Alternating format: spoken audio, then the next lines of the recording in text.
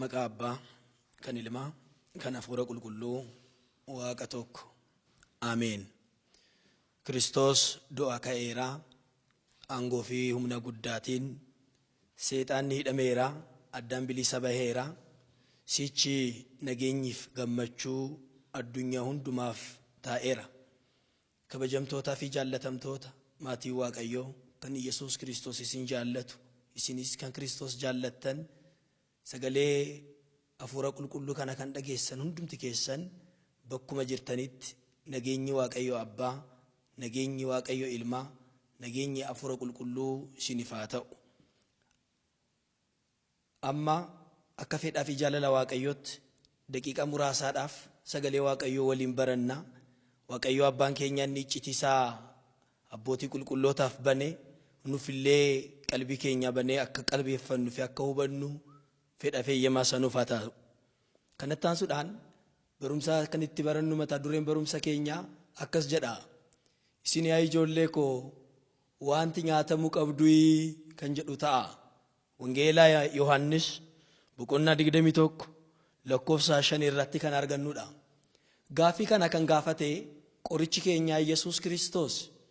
Yesuus Kiristoos lafa kanarra deddeebi'ee erga barsiisee booddee guyyaa jimaata kanitti fannoo irratti fannifame erga du'ee booddee erga awwaalamees booddee ka'umsa Yesuus Kiristoos karaa Maariyaam Magdalaawitiin habaran hubatanii malee Yesuus Kiristoos ka'uu isaatiin du'a injifatee ka'uu isaatiin garuu bartoota Kiristoosiif bal'inaan amanamaa ta'uu hin dandeenye. Kanaaf namoonni baay'ee keessumaayyuu duukaa bu'oonni Yesuus Kiristoos gara dubaatti deebi'anii isaa hojii isaanii isaa kaleessaatti jireenya isaanii isaa kaleessaatti deddeebi'uu jalqabanii jedha. Asii wangeela Yohaannis boqonnaa 21 lakkoofsa 1 irraa wayita dubbifnu qulqullichi Phexros ka'ee yaa jaranaa amma deemee qurxummii qabachuun barbaada kan na waliin deemu jiraay jedhee yemmuu gaafatu Didimoos kan jedhame Toomaas biyya Galiilaa Qaanaa kan ta'e Naatnaa'el ijoollee Zabdiyoos warri kaanis wajjin ta'anii gara laga Xibriyaadoosi deemanii jedha. Gara laga Xibriyaadoosi deemanii qurxummii qabachuu jalqabani. Halkan guutuu dhamaa bulani. Halkan guutuu dadhabaa bulani. Waa tokkoyyuu garuu argachuu hin dandeenye jedha.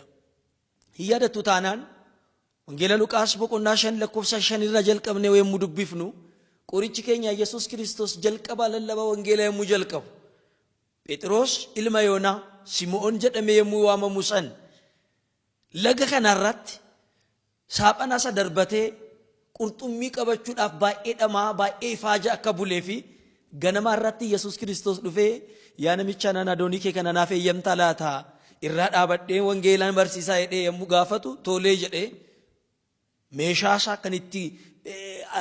kan ittiin qurxummii qabatu san Kiristoosiif gadhiisee jedha. Jirra dhaabbatee Yesuus Kiristoos wangeelaa lallabee yemmuus yaa namicha nana saaphana kee gara mirga keetti gatii ittiin jedhee jedha.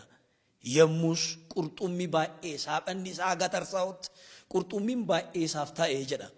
Yaa saba Waaqayyo nuti yemmuu hojjennu saaphana kee darbadhu yennaan inni kan darbate akka jecha kee yaa barsiisa halkan guutuu dhamaa bulleerra silaa huma argachuu hin dandeenye dadhabaa bulleerra huma argachuu hin dandeenye amma humna keenya dadhabneerra akka humna keenya osoo hin taa'in akka humna keetti akka fedha keenya osoo hin taa'in akka fedha keetti darbannaa.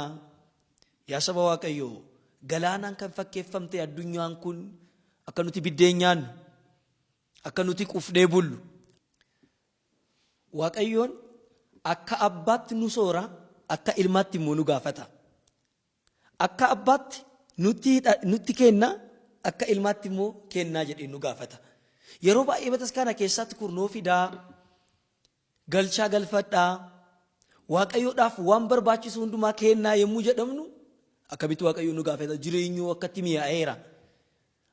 Ani mee maallaqa kana saantima kana argachuudhaaf baay'ee dhamaa'eera akkamitti Waaqayyoon kana nu gaafata jennee hin gunguminaa saba Waaqayyo isaa argannee harka keenya qabnu kana keessa osoo hin taa'in waan hin qabneerraa yoo Waaqayyoon nu gaafata waan hin qabneerra. Yaadattu taana wangeela Yohaannis boqonnaa 2 irratti biyya Galiilaa Qaanaatti cidni mana Dookimaas keessaa yemmuu qophaa'u namni hundumtu erga dhufe booddee Usumaa nyaatanii osuma dhuganii daadhiitu dhumeedha. Daadhiin wayiniin jiru. Giftiin keenya dubroo Maariyaam araarri ishiinuma hundumaa waliin haa ta'u, ayyaanni ishiin ufaa baay'atu gara Kiristoos dhiyaattee yaa ilmaa koo daadhii wayinii mee hin qabanii ittiin jette. Daadhii wayinii mee hin qabanii. Kana beeka Waaqayyoon. Akka inni wayiniin dhume hin beeka moo hin beeku? Hin beeka. Garuu seera qabeessaan nu gaafata. Akka nuti gaafannus nu taasisa. Innis nu gaafata, akka nuti gaafannus nu taasisa. Kanaaf gara isaaniitti dhufe halkan guutuu ifaajaa bulani, umaan dhabani. Yaa ijoollee koo waan nyaatamuu qabdu jedhee biddeen gaafate. Inni biddeen gaafate kun biddeen jireenya kan ta'e Kiristoos. Inni biddeen gaafate kun wangeela Maatiyos boqonnaa 6 kanaaf waan nyaattaniif, waan uffattaniif, waan dhugdaniif hin dhiphatinaa. Allaattiiwwan samiirra ilaalame hin qootan, gombisaattis hin naqani. Garuu abbaa keessanii samiirraa isaan soora. Isin allaattiiwwan samiirraa hin caaltanii moo hin caaltanuu jedhee gaafate. Allaatti caala, inni allaatti sooru nu soora. Biddeen isaa badu miti, biddeen jireenyaa. Foon isaa fottoqsee dhiigaa isaa dhangalaasee nu sooreera Waaqayyoon. Nuti biddeeniif akka cinqamnu, biddeeniif akka dhiphannu miti. Foonii fi dhiiga Kiristoos argachuudhaaf dhama'uuf akka qabnu Waaqayyo waan nyaatamuu qabdu jedhee gaafate. Waaqayyoon hin nyaataa moo hin nyaatu jennee yoo gaafanne hin nyaata. Hin beelaa moo hin beelaa'u jennee yoo gaafanne hin beelaa. Maal beelaa? Biddeen miti jarana. Kan inni beelaa'u biddeena miti. Inni ganama nyaatamee galgala daaraa kan ta'u miti. Inni ganama tolfamee galgala kan badu miti. Inni kan dhama'u gaarummaa beelaa nurraa. Qulqullicha Abbaa Hiriyaaqoos qiddaasee isaa irratti Phexrosiif akka mul'iftee hundumtu barruu keerraa jira kan jedhu san hayyoonni mana kiristaanaa yommuu hiikan maal jedhu? Phexrosiif Kiristoos harka isaarraa addunyaa akka xinaa qabateetti mul'iseedha. Aduuwwan yommuu deddeebi'e, ifti samiirraa yommuu deddeebi'e, bubbeen yommuu bubbisu, addunyaa keessaa yommuu cubbuun baay'atu Phexros arge, wayyoo yaa Kiristoos addunyaan darbuuf ka'eera. Addunyaan kun baduu fi maal nyaattaa laataa jennaan dhiphina kiristaanotaa nyaadhaa jedhe. Maal dhugnaa jennaan imimmaa gaabbii, imimmaa qalbii jijjiirrannaan dhugaa jedhe. Kanaaf Waaqayyoon kan inni beela'u, kan nurraa barbaadu biddeen miti. Nu barbaada, nu beelaa. Qulqullichi Abbaa Giyoorgis Sagaasichaa namni beela'ee gara biddeenitti akkuma fiigu, namni dheebootee gara bishaanitti akkuma fiigu, ilmi kee Yesuus Kiristoos isa cubbamaa isaa cubbuu isaarraa haquudhaaf hin fiigaa, hin ariifataa jedhee dubbateera. Kanaaf Waaqayyo ganamaaf galgala dhufee yaa ijoollee koo waan nyaatamuu qabdu, waan dhugamuu qabdu jedhee nu gaafatu, kan inni dheebotu, kan inni beela'u, kan inni barbaadu gaarummaa keenyaati. Isa hiyyeessaarraa bulee biddeen nu gaafata. Isa harka lubichaa ta'e immoo of nu nyaachisa. Abbaa akka Kiristoos hin jiru. Abbaan inni lafarraa biddeen tolchee yookiin biddeen daabboo bitee mucaasaaf kenna. Yesuus Kiristoos garuu foon isaa fottoqsee nuuf laateera. Kanaaf yaa ijoollee koo waan nyaatamuu qabdu jedheenii isaaniin gaafate. Yommus maal jedhanii?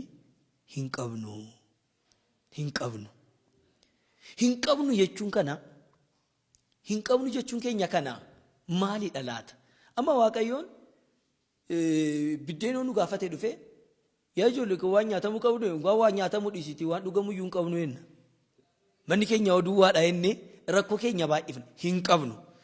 Akka nuti hin qabne immoo inni hin beeka. Akka nuti hin qabne immoo inni hin beeka.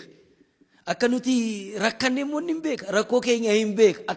Maaliif? Yesuus Kiristoos nama ta'eera. Nama amanamaa, Waaqa amanamaatis. Dadhabbina namaa maal akka ta'e hin beeka. Garuu gara isaaniitti dhufee maal jedhee?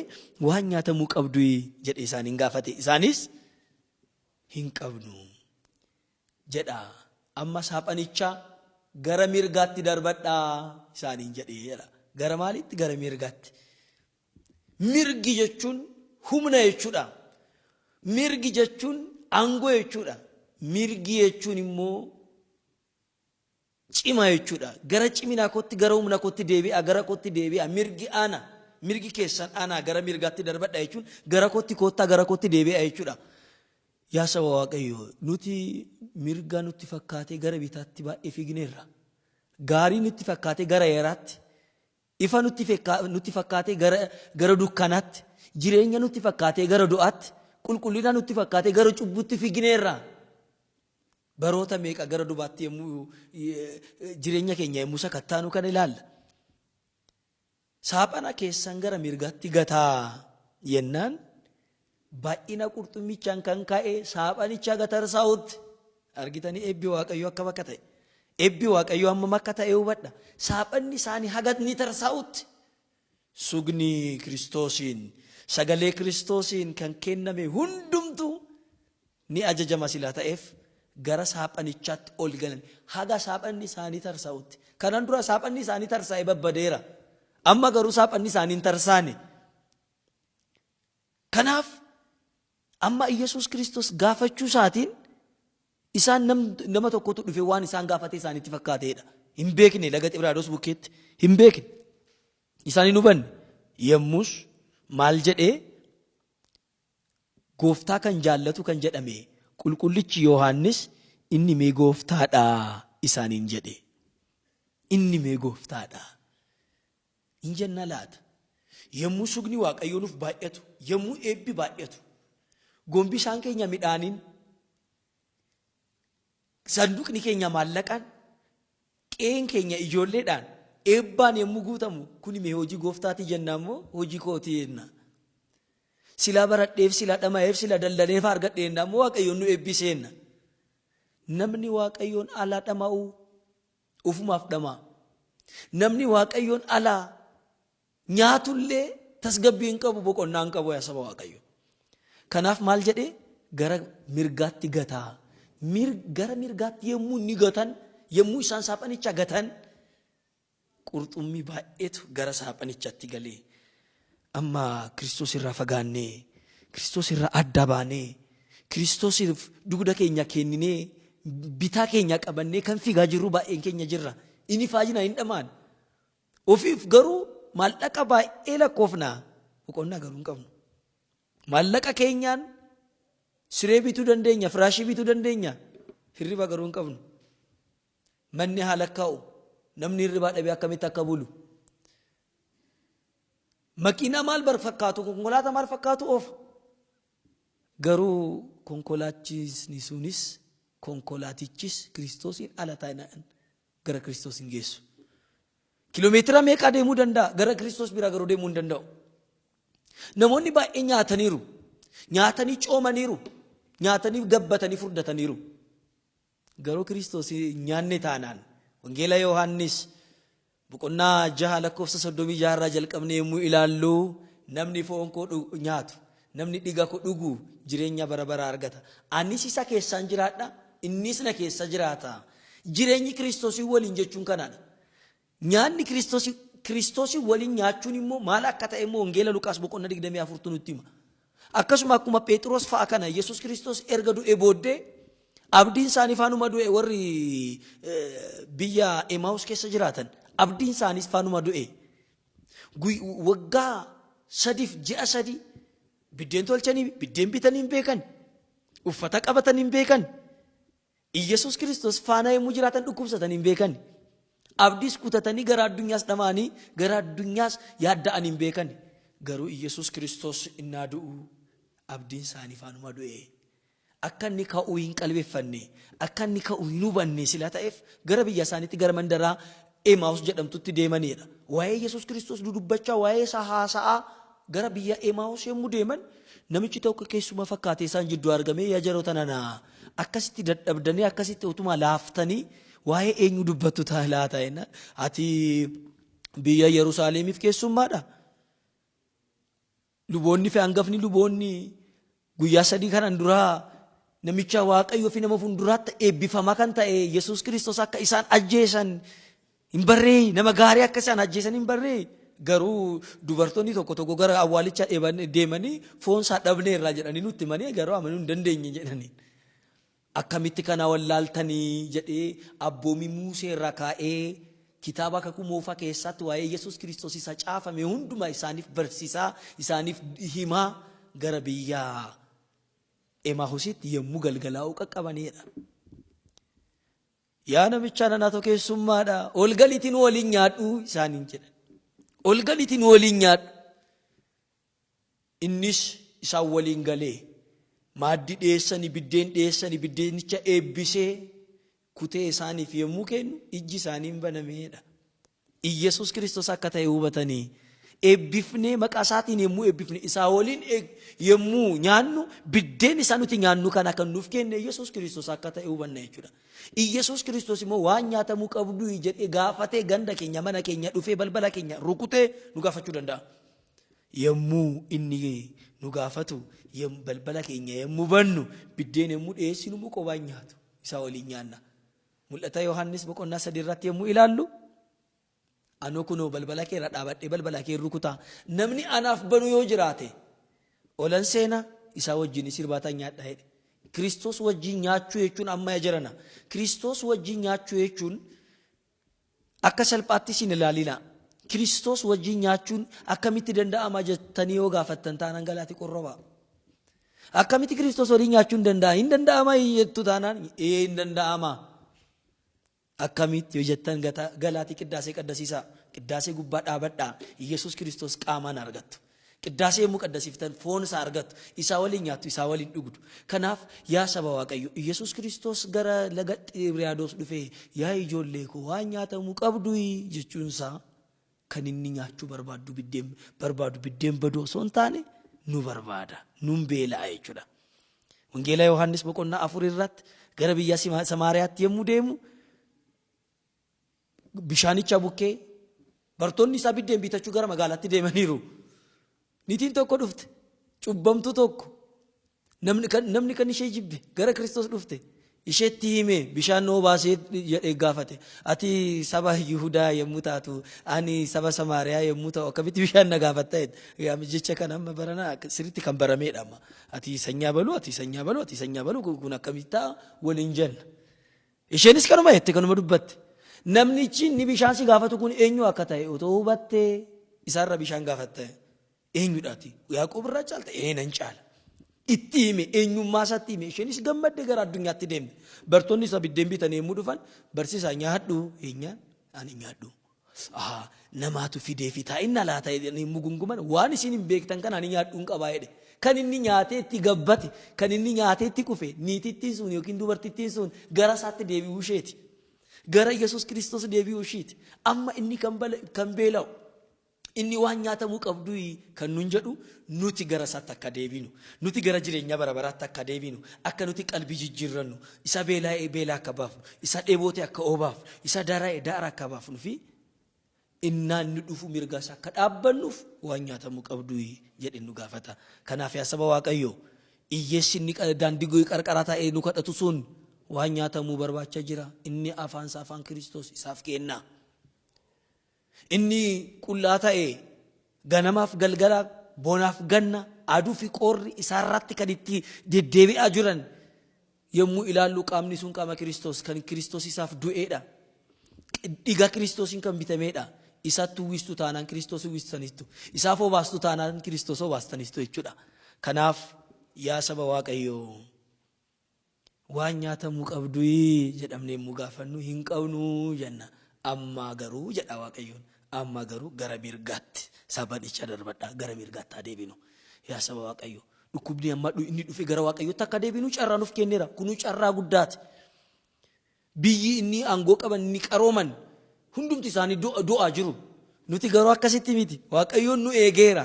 Garuu nu eegeera jennee taa'u miti gara mirgaatti haa deebinu.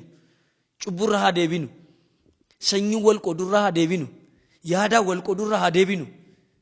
Walaajjeesurraa lagaan qooqaa wal qoodurra haa deebinu yaa saba Waaqayyo. Qalbii haa jijjiirrannu gara dubaatti.